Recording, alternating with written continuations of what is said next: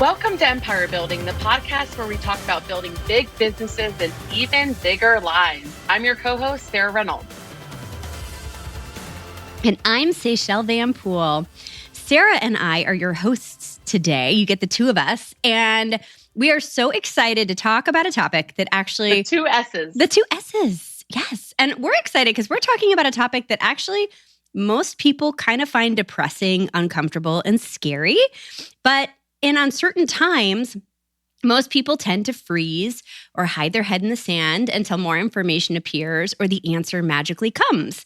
And the honest, brutal truth is that in certain times, no one is going to come save you or carry you out of the fire without you doing some key, really important things first.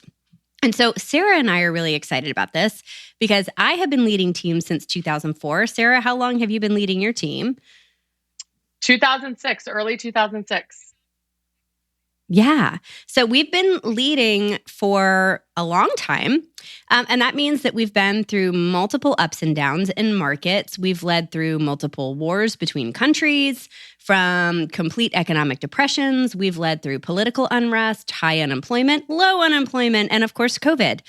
And so we're going to share today with you not only how to survive in uncertain times, which is important, but more importantly, we want you to thrive in uncertain times. And so we're going to jump in. And before we do, we both want to acknowledge that in times of change, it can be really scary to be a leader during those times. And you're worried about your business, your income, your people.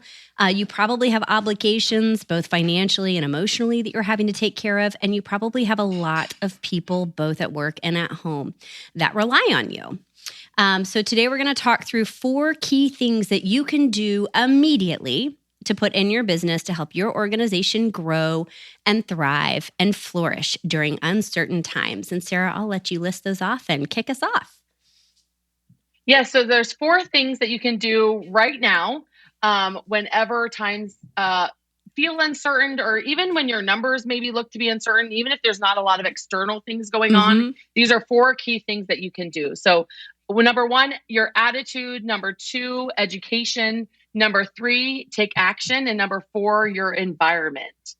So we're going to dive into these 4. So first and foremost, you control your attitude.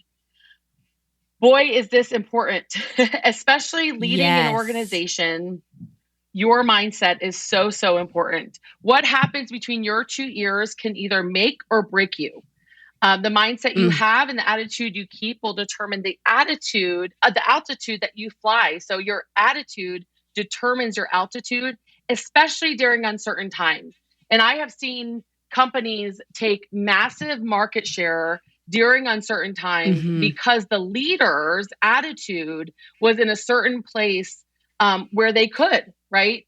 And I know for me, I don't know about you, Say, but when COVID first hit, I realized I need to not watch the news that much because what was happening was I was watching the news, and I would start my day like super discouraged.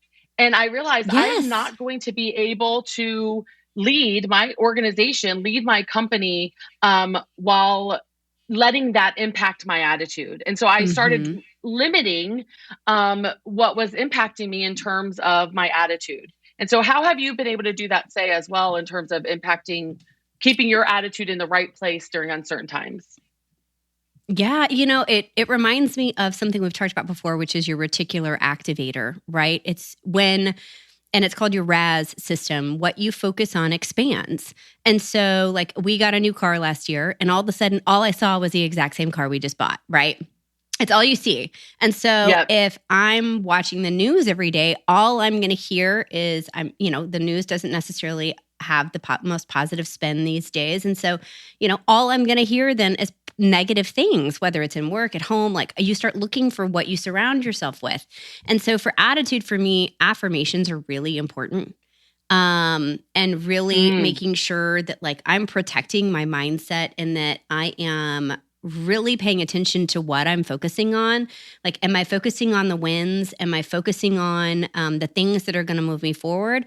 Or am I allowing negativity to creep in? And then all I'm finding is negativity because that's what's entering into my reticular activator system. And so I think having just an awareness, and it's going to happen. Like if it's uncertain times, and you and I have been through 4 or 5 of these cycles now, it's going to like, you're going to have to catch yourself often. Like it's easy to get sucked back in. It's easy to get pulled back in. And so having some checks and balances of a morning routine or things that you're focusing on really make a huge difference. Yeah. I mean, the other thing is, this is all in your control. And I think that that's something that's really important in uncertain times because like you get to control who you surround yourself with. You get to control what you're listening to. You get to control what you're watching. And so it first starts with taking control. I mean, I've had to, when it's gotten bad, I've had to limit certain friendships. And I hate to say that, but the truth is that if they were overly negative, and then I walked away from that conversation feeling down or feeling negative as well, then I was like, when I started seeing that pattern, I'm like, it's in my control who I spend a lot of time with during this time. And I will be failing my organization if I let outsiders impact my mindset. And so you control who you talk to, control who you surround yourself with, and that will help you have that positive mindset you need to lead through those uncertain times. And I will, like, if I'm making a full admission, 4 of the cycles that I have made it through were they were financial or they were economic. And although that's incredibly scary, I found it much easier to protect my mindset this time with it impacting people's health. It got to me greater than I would want it to. And I'm sure that's part of it because we have people with neurological situations going on our team that I was really worried about. One of our team members was in the ICU for several days, several weeks. And then my dad with Parkinson's. And so I found myself really struggling mindset-wise and attitude-wise this time more than I did in any of the last 4 major, economic or world changes. And it took a lot of conscious restraint and a lot of discipline to not let that just completely paralyze me. And I will admit, it was much harder this time. I think that's, I think we have to acknowledge that, right, Say? Because I think depending on what's going on in our world, it's one thing if someone's finances are being impacted. It's another thing that people are losing their life. And so it clearly impacts people differently. And I think it's important for us to acknowledge it, first of all, in ourselves. And so that's what I love about your vulnerability in that. And you were that way the entire time, which I appreciated. And then because that's also what our team members are going through is they're going through different things depending on what's going on externally. So, yep, really good. And it's one of those that's a yes and because you can still be impacted or acknowledge it and feel it, but that doesn't mean that it gets to control you. Yeah. And I think that's where the difference becomes. And, there were certain things we could and could not control, but your attitude during all of that is still like you were mentioning, right? Like a controllable factor. Even when health is out of control, even when, the economy is out of control, your attitude, you and only you are in control of if you choose to take control of it. The second one, which I think really pairs well with this is education, right? What are we feeding our soul with? Not just positive affirmations or focusing on our positive attitude, but also others have lived before us. And one of the things that you have done really well, and I think that we have really focused on as well, is when others have lived before you and something scary happens, you look for mentors. You look for people to learn from. You look for people to pour into you so you can turn around and pour in your team. And so, who you are talking to and asking questions from matter, because chances are other people have, this isn't the first time there's been a pandemic. There was the flu, right? The Spanish flu. Yes. We have seen this before. I started immediately reading how all of that impacted us. We started talking, you and I both were talking to Gary Keller. We're talking to Jay Papasan. We're talking to all these other business leaders around the country and the world going, how are you handling this? And I think it's really important not to withdraw from society or withdraw from people, but to engage in conversation, to lift each other up and educate each other on what's happening. And also pay attention to the podcasts you're listening to, the leadership books you're listening to and reading, the articles that are you reading Harvard Business Review? Are you reading Business Insider and Business Weekly? Like, what are you looking for to help become your mentors? I know Gary Keller always says, too, one of his favorite people to learn from is Abraham Lincoln. He has, his biography and several of his books, on his bedstand at all times. And so how are you educating yourself, to make a difference with that? Sarah, you were really good with this. Can you think of any examples or things that you were focusing in on learning during this time that really helped? Yeah, I think typically when uncertain times are happening around us, the first sort of thing that happens in an organization is actually disunity. Typically, you will have differing views or opinions as to what's going on. And so one of the things that I study, especially during uncertain times, are leaders that have led during disunity. So Abraham Lincoln is actually a perfect example of that, a phenomenal leader that led our country arguably during one of the most ununified times in our history, right? And he led and he brought our country together.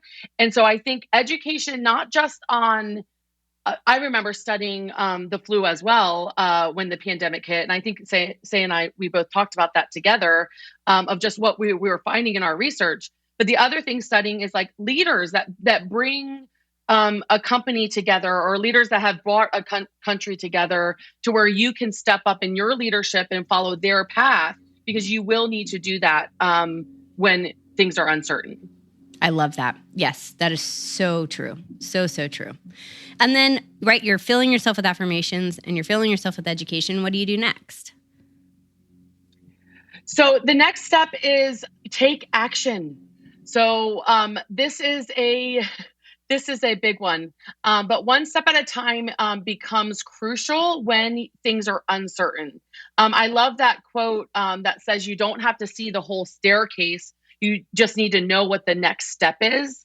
And many times you have to go with what feels like the next step to you, right? And sometimes you don't know necessarily, but you're just going on, okay, this feels right, right? And so there's multiple actions that you can take during uncertain times. And so one of the first things that I've done anytime that I see either a market shift or the pandemic, anytime that it looks to be uncertain in our market, the very first thing we do is we dive into our finances, and we look at both our bank statements, our credit card statements, and our P&L, and we truly cut anything that's unnecessary. And so that's action number one. What are some other actions that people can take when things are uncertain, Say? I love that. And, to add on to that, we try to focus on cutting unnecessary spending before we cut humans. So that's always the goal, is to maintain every possible human. We've got a good track record of that, and not lose people, but to lose fluff first. So if you're listening to this, don't go just fire all your people. Yes. Number two. Yeah, I think both of us have an awesome track record in terms of that, which I'm proud of. I'm proud of for both of us. I am too. I know. We both have. Yeah. Yeah, we don't let go of people during tough times. That's when we need our people even more. That's where your human capital becomes even more important. So get rid of unnecessary spending or unnecessary systems that you can replace.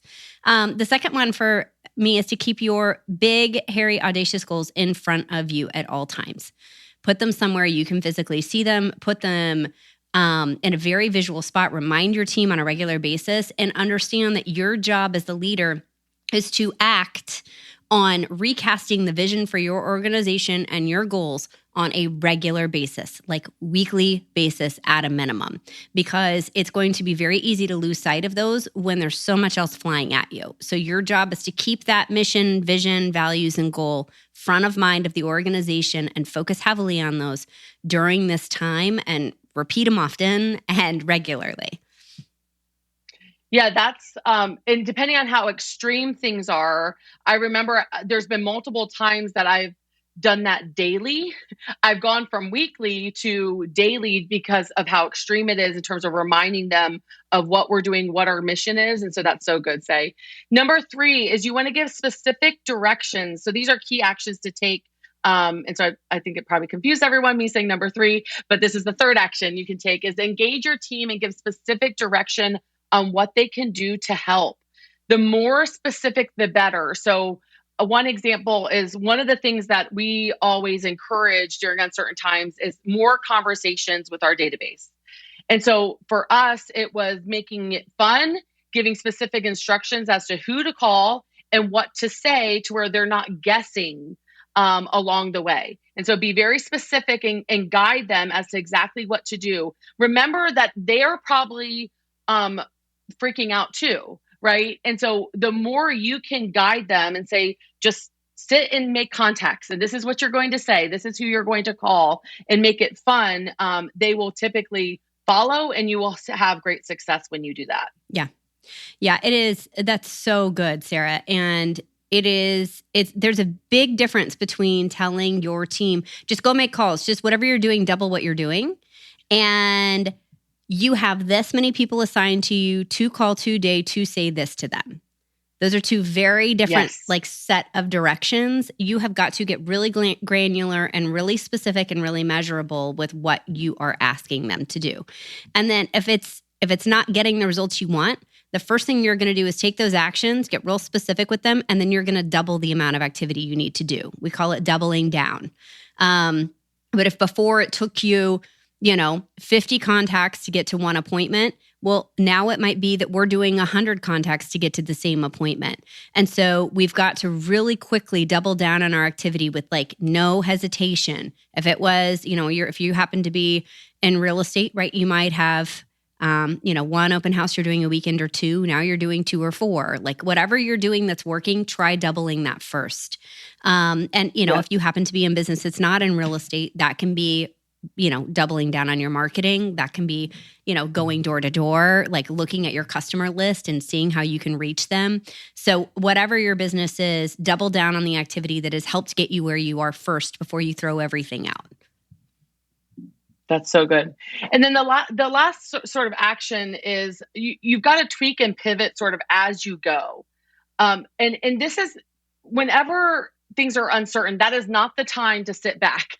It's the time to have a high sense of urgency and watch the result very, very closely in terms of what you're getting in terms of the activity, and pivot quickly to ensure that you're still able to reach your goal. And I know, Say, I've seen you do this multiple times in terms of pivoting quickly. You are so good at this. What are some practical ways that you've pivoted in uncertain times? Well, the first time we had to do this, we were primarily in a luxury market, and all of a sudden we couldn't give away luxury houses to save our life. And so we immediately pivoted to first-time homebuyers and the first-time homebuyer tax credit. We were like, we love you. We know we weren't spending a lot of time on you before, but man, you're fantastic, right? And all of our marketing went towards really targeting first-time homebuyers. Then short sales started coming up. And we really started targeting short sales. We actually did the first short sales for all of Bank of America. It happened to be many of their executives that we did short sales for. In this current market, it is, with COVID, when it was hard to show properties, we immediately went to relocation because those guys couldn't travel here anyways. So we did everything by video for them. And we made it the pain-free relocation. Buy before you fly is what we called it. And that was very easy.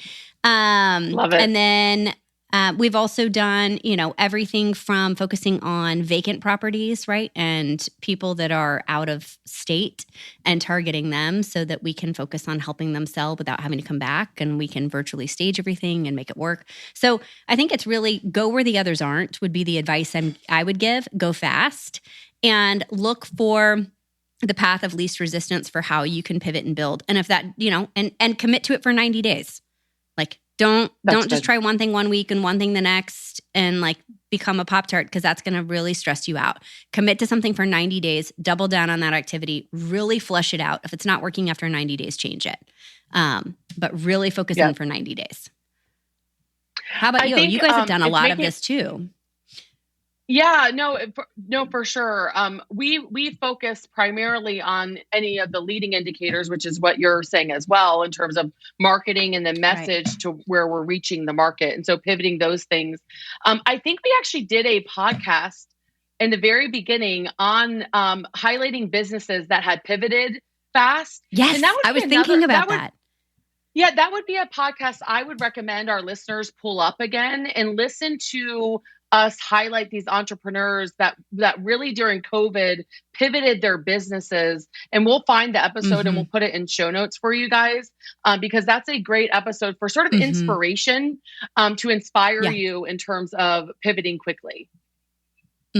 Oh, that's so good. Yeah. And what's amazing is I think almost all the businesses that we highlighted grew and are thriving and doing great.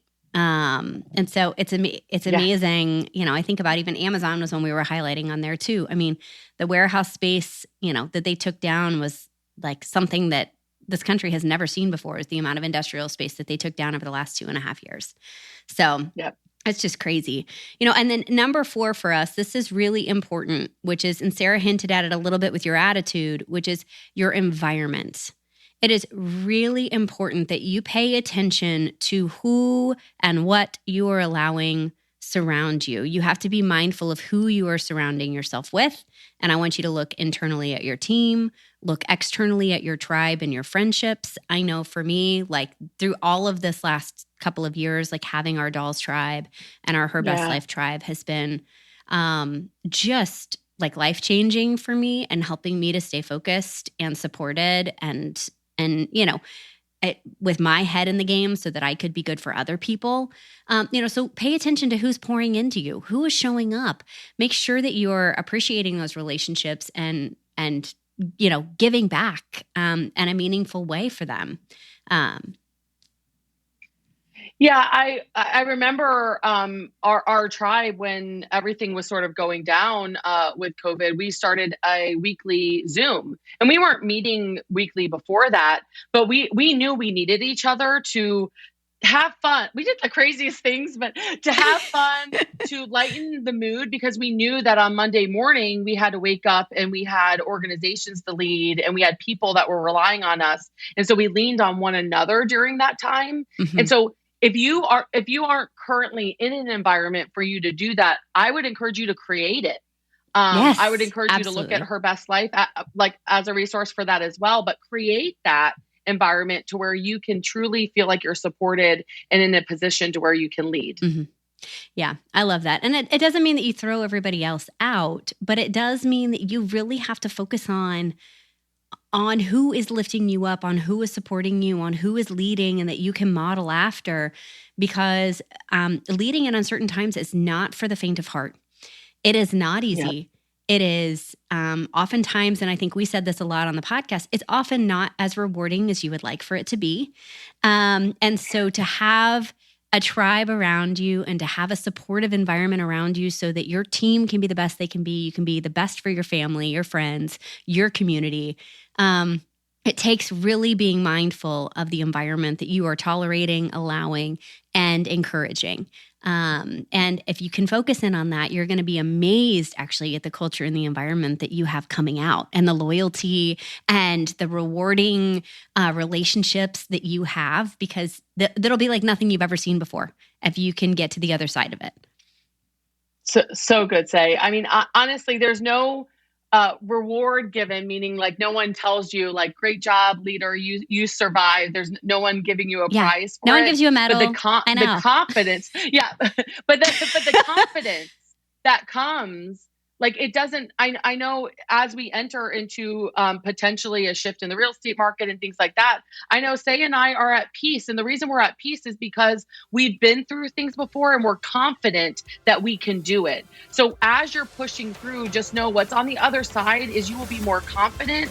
You will know that whatever comes your way, you'll be able to handle as long as you focus on the four things, which were attitude, education, actions, in your environment. So thank you guys so much for joining us today. Get out there and build a big business, but don't forget to build an even bigger life. Thanks, guys. I love it. Bye, guys.